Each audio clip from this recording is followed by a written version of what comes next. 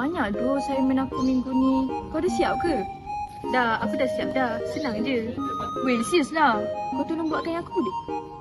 Ingat free ke? Bayarlah. Aku boleh lah sikit-sikit.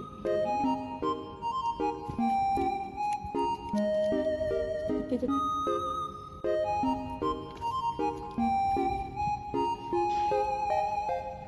Rasuah.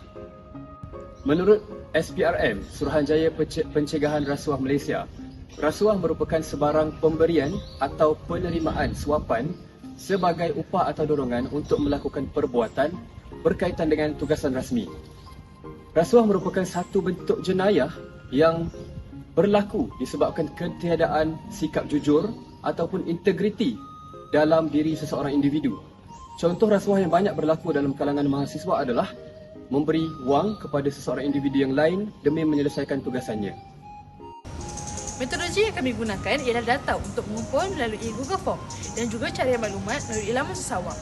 Seramai 50 orang responden telah kami kumpulkan untuk dikaji dan terdapat kepelbagaian jawapan dari setiap orang. Bagi mengukuhkan lagi kenyataan kami menggunakan maklumat daripada beberapa laman sesawang yang boleh dipercayai. Kajian ini disasarkan kepada para mahasiswa universiti dan seluruh Malaysia.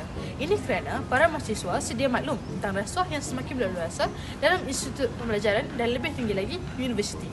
Majoriti daripada mahasiswa mempunyai matlamat yang sama, iaitu untuk memataras jenayah rasuah. Perkara ini juga sesuai ditujukan kepada mereka kerana terdapat beberapa universiti yang telah menerapkan isu jenayah rasuah dalam silibus pelajaran mereka seperti UNIZA dan UMT. Objektif kami yang pertama ialah untuk mengenal pasti pendapat para pelajar mengenai isu jenayah rasuah yang berlaku di kalangan pelajar. Sebanyak 50 responden telah kami edarkan soalan dalam bentuk Google Form dan dapatan kajian kami mendapati bahawa majoriti responden iaitu sebanyak 40% mengatakan bahawa mereka tidak pasti sama ada jenayah rasuah berlaku di kalangan pelajar ataupun tidak. Selain itu, sebanyak 25.5% bersetuju bahawa jenayah rasuah berlaku di kalangan pelajar.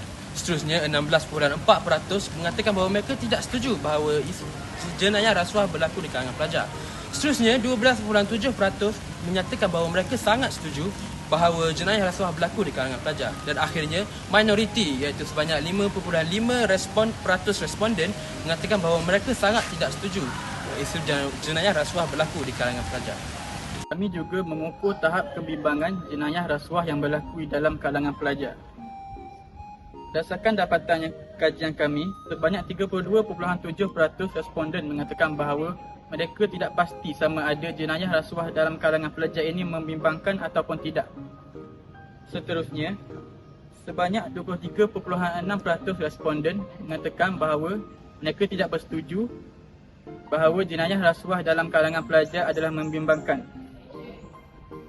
Seterusnya, 20% responden mengatakan bahawa mereka sangat bersetuju dengan pernyataan yang mengatakan bahawa jenayah rasuah dalam kalangan pelajar adalah membimbangkan. Seterusnya, 18.2% responden bersetuju dengan mengatakan bahawa jenayah rasuah dalam kalangan pelajar adalah membimbangkan. Minoriti responden iaitu sebanyak 5.5% responden mengatakan bahawa mereka sangat tidak bersetuju dengan pernyataan yang mengatakan bahawa jenayah rasuah dalam kalangan pelajar adalah membimbangkan.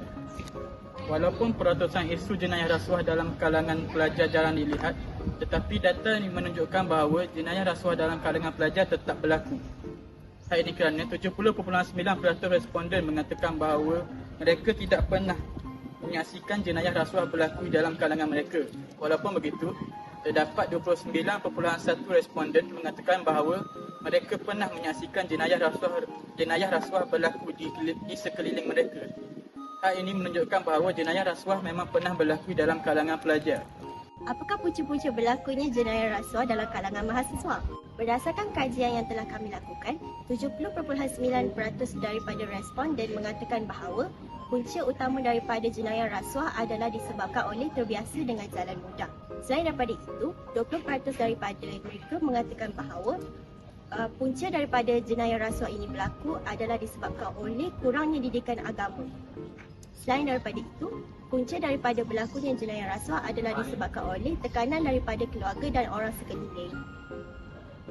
Seterusnya, apakah langkah bagi mengatasi masalah ini? Kajian yang dibuat mendapati majoriti 56.4% bersetuju dengan mengenakan hukuman yang lebih berat kepada mahasiswa yang terlibat sebagai langkah terbaik oleh pihak universiti. Tindakan yang dicadangkan berkesan adalah penggantungan semester atau dibuang pengajian kepada individu yang terbukti terlibat.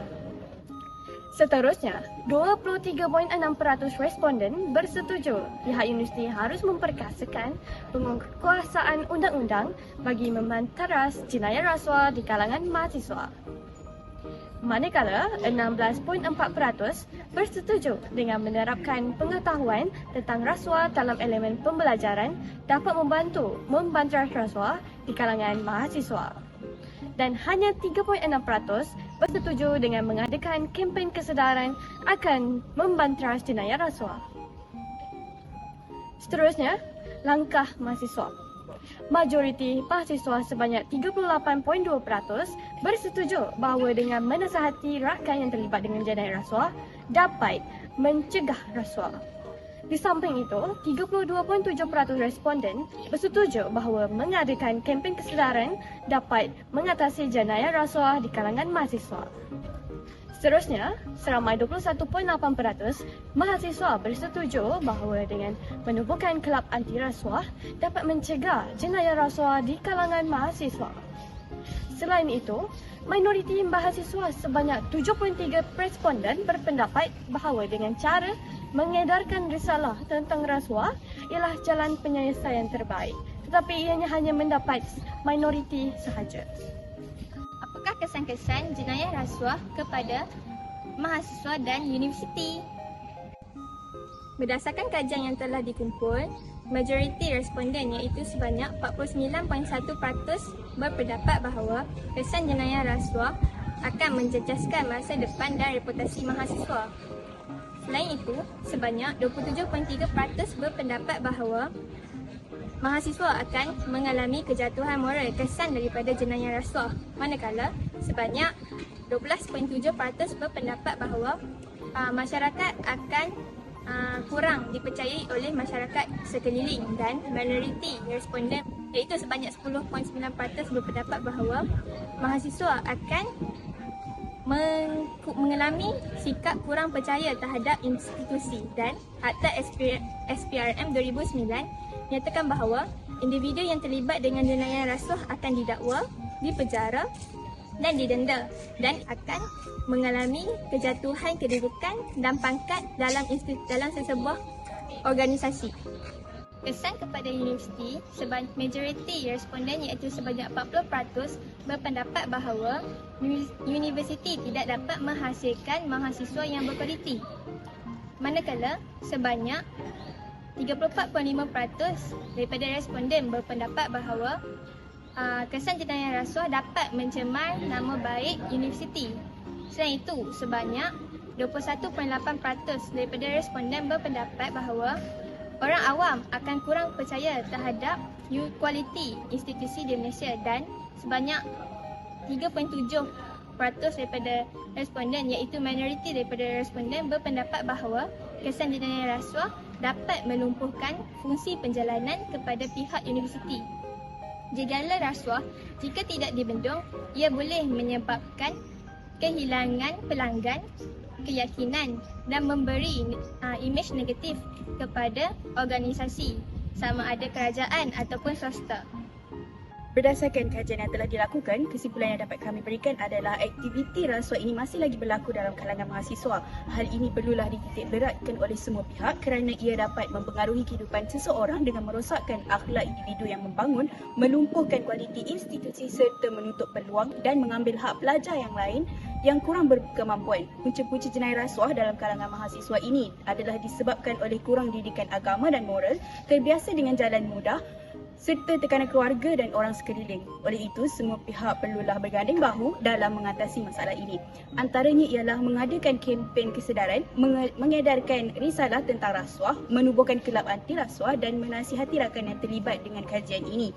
Pelajar-pelajar akan lebih cakna dengan jenayah rasuah ini sejurus mengurangkan lagi kes-kes rasuah yang terdapat di sektor pendidikan. Tuntasnya kajian yang dilakukan telah berjaya mencapai objektif yang dinyatakan.